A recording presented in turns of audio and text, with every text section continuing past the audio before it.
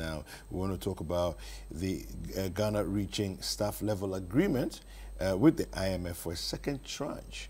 Let me just quickly read that story there.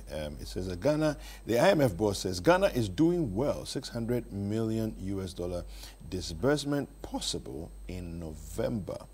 And the story says here, Kristalina Georgieva, the managing director of the International Monetary Fund, IMF, has expressed a positive outlook on Ghana's economy, acknowledging a substantial improvement in the country's economic standing over the last month. Ghana has recently received a $3 billion IMF support package. The country is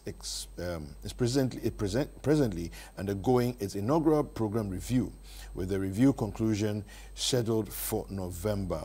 In an interview, Georgieva also discussed the progress made by Zambia and Ghana, both of which faced debt defaults, but are now making strides under their respective IMF programs. Additionally, she advised Tunisia that while immediate restructuring might not be necessary, it should take prompt measures to fortify its economy. Georgieva expressed her strong hope that for the disbursement of a $600 million second tranche of IMF slated for November, underscoring its significance in fostering Ghana's economic stability. Ghana is doing quite well. Ghana is doing actually quite well, she says. You have seen that their position has improved over the last month, and the economy is in a much better place. I would very much hope that we can have the disbursement, and she's referring to a $600 million tranche of IMF money. All right, and then there's a release there as well that you can go to citinewsroom.com to look at. All right, so let me start with you on this one, right. Geoffrey.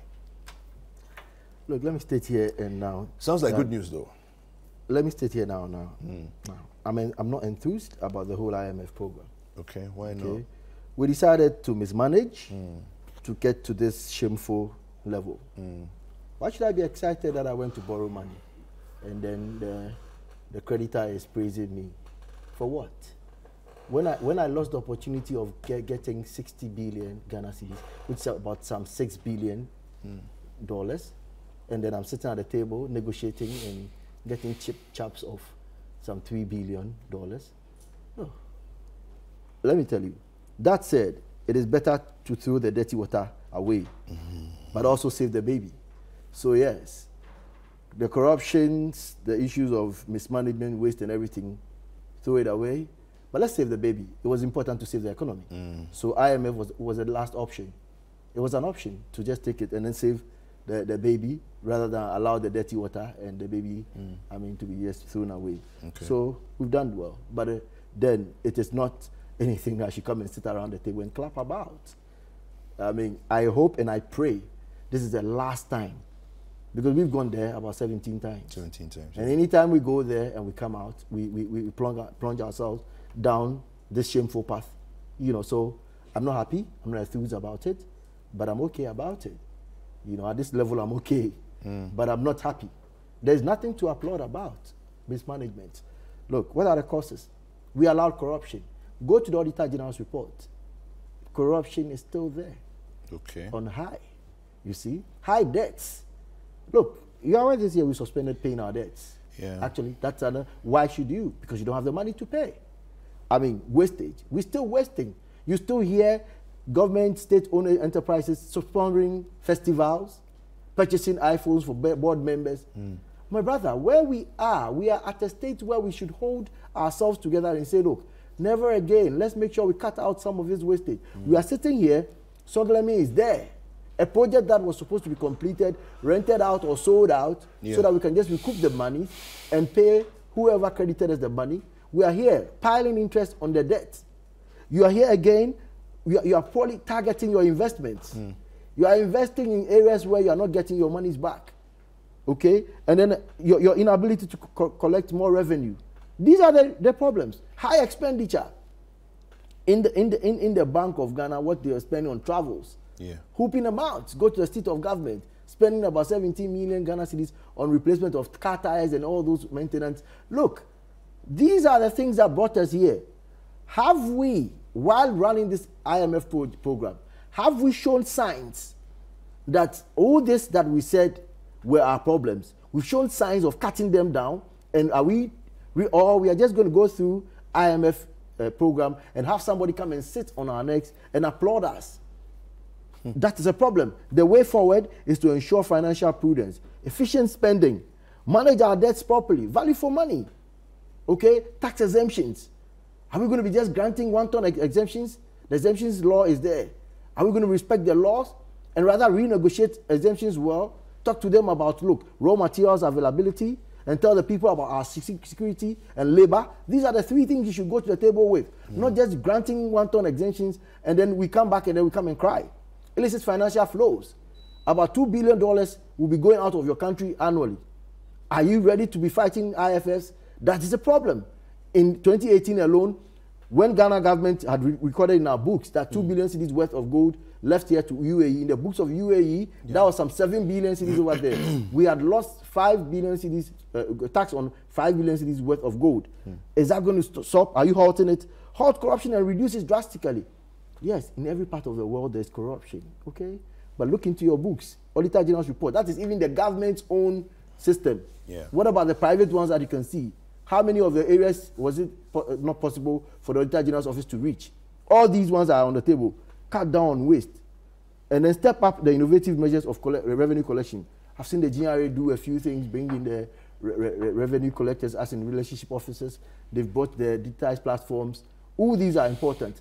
But ensure that you actually widen the tax net so that you won't be catching only the formal sector people like yourself. I mean, the night and dawn economy. I was glad that last week the Tema Municipal Assembly had listened to some of our cries over the years. You remember the tax dialogue we used to have? Wonderful. It has actually caught up with some of the assemblies. They are now doing the night economy, and now they understand what we are talking about, that, look, people actually do their business at night. When you go to La Paz, some people come there around 5:36 p.m., around Teco, they do the same. And that's the time, just starting at 6 exactly, that's the time to do it. And so we should also improve transparency and accountability on our revenue resources. Look, everybody else will tell you, anytime, you know, when we're bringing the government thought about the e-levy, majority of the Ghanaian people were asking, what have you used the initial ones you collected for? So transparency and accountability is key. I always used to liken it, and I was still liking it with the church system. After Kofi and Amma, look, nobody has said the pastor will chop the money. But there's a way the accounts right there and then. Systems are clear. It makes it more important that ask yourself, why are people, the same people who are actually running away from paying taxes, are paying tithes in churches? Because look, they see what their monies are being used for.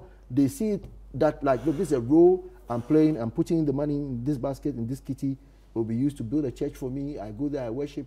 People should benefit from what they have put their monies into. If to say that one day when I die, they will take care of me. Exactly. Essential services like water, education, health. All these must be done. Look, properly target government investments.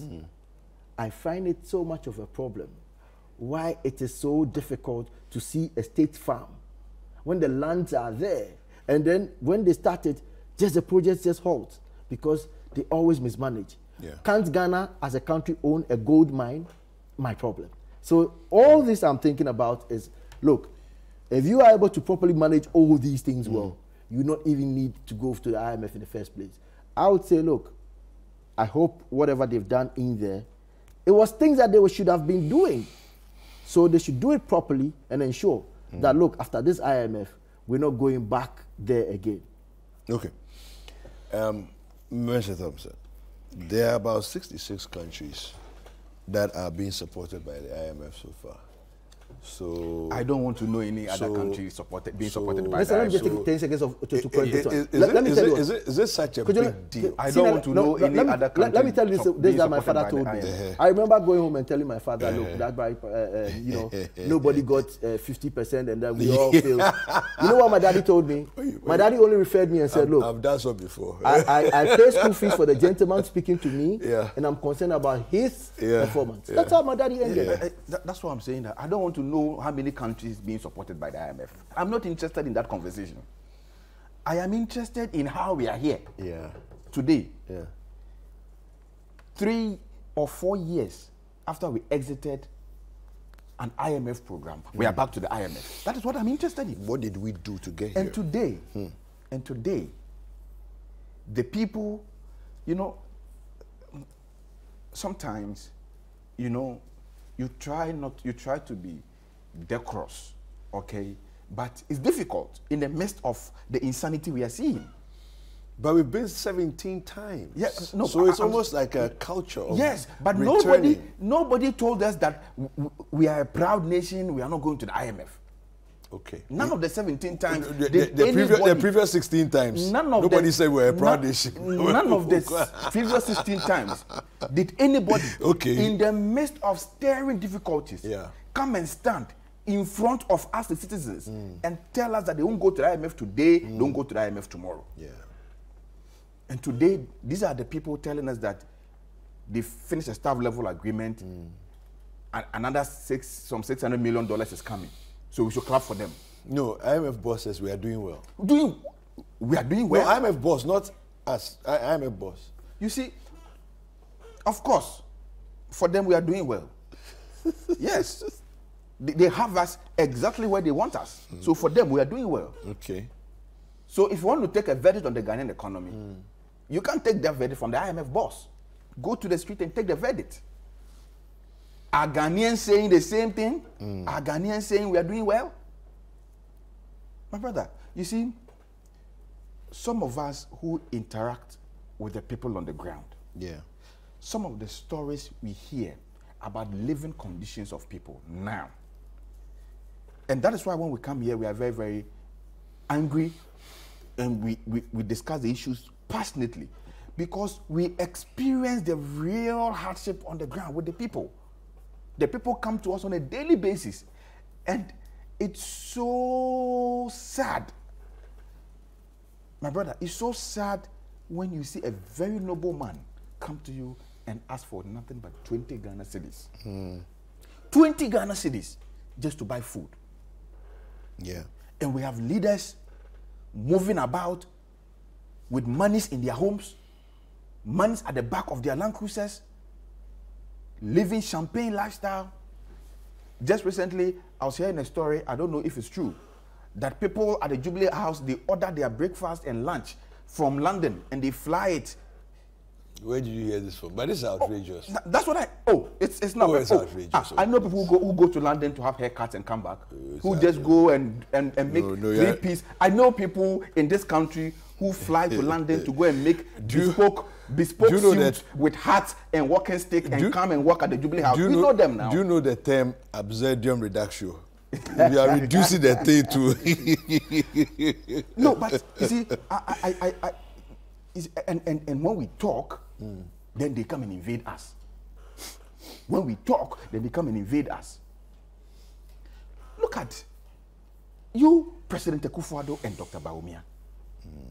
What promises didn't you make us when you were in opposition, when you were looking for power? What promises didn't you tell us? You told us all the problems in the economy. From the Gordonsberg time to date, Dr. Bawumia recited everything to us.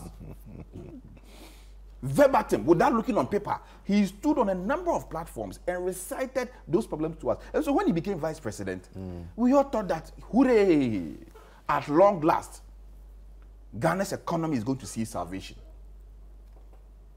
Because the guy already knew the problems. Offhand, Dr. Bawumia could recite all the problems to us. Yeah. But 6 years down the line, but the government says, as head of the, I don't care what the government says. I'm not interested in what the government says. 6 years down the line, the guy is leading a crusade in the midst of an IMF program, struggling. Even this IMF program, we had to struggle to the extent that people's pensions, people's life savings had to be taken before we could even secure an IMF program. That was how low this economy was. Yeah. But you know, and in the midst of this, the painful part? The painful part is that in the midst of this, the head of the economic management team is walking around in Land Cruisers, you know, behaving like a comic, asking people to vote for him to become president. He's not even interested in solving the problem. Okay. So the guy jumping from one church to the other, from one mosque to the other, is that what we pay him to do? We paid you to solve problems. Sit in the office, Dr. Bawumia. If you can't solve the problems confronting this country, please resign. But if you want to be president, resign. And let somebody take over as the head of the economic management team. But you can't be. We didn't vote for you to be working from church to church, from mosque to mosque. Okay, fair enough. But they said that they constantly, the rhetoric has been blaming the Russia-Ukraine war and the COVID. I don't even want to discuss that. That's absurdity. Why not? It's absurdity. No, but the economic growth was 8.1 in 2017. It was 6.3 in 2018. So it was doing. You know what the problem was. No, I'm not holding brief for anybody. I'm this just government came to office. Yes. When we're under an IMF program. Yes. There were fiscal measures in place, strict fiscal measures put in place by the IMF. Yes. And so within the first 2017, 2018, because of the IMF program and there was fiscal prudence. Yeah. The moment we exited the IMF, free for all. They threw a kenke party and went on a borrowing spree. Okay. Borrowing from everywhere. There is nobody in this world that this government hasn't gone to ask for money to borrow. Anywhere, even under the sea, they've gone to look for loan there. Anywhere they can find money, they want to go there. They don't have to hear that, oh, this country has some money lying there. They'll come and ask you for a loan. Borrowing recklessly, using the money for nothing. My brother, let me finish that point. It's very important. Let's borrowing recklessly. Wrap it up. It is that reckless borrowing which was not corresponding to prudent spending. Okay. Because if you borrow and you chop, how are you going to pay the money back? Yeah, true. If you had borrowed and put it in a prudent project, a revenue generating project, by now, you didn't have to take Auntie Mansa in the village pension, a common teacher's pension. You're not even ashamed. You're not even sad. You don't even feel pity. You're not even sensitive. That you have to take an old man who's on medication. And I cringed the day I went to the finance ministry when I saw retirees picketing at the finance ministry. And they were there for close to 2 weeks. Yeah. Old men, people who have served this country. What was their crime? They served their country and they put their money in government securities. And at their dying age, when they have to buy medications, these old people have to go with walking stick to the finance ministry to picket, and they were there for 2 weeks. Nobody was saying a thing to them. This is the verdict of Dr. Bawumia. Okay. The guy who's walking around today saying he wants to be president. Let's do. If common vice president, you couldn't handle it. What makes you think, and you have the nerves to be going around? No, everybody. Well, we should hand over this country. The Constitution permits. When even the Constitution permits him to do it. Your sole job was the head of the economic management team. You couldn't handle it. Let's make progress. And you are moving. You are not even ashamed. If I were him, my head would be between my legs. Mensah, thank you very much.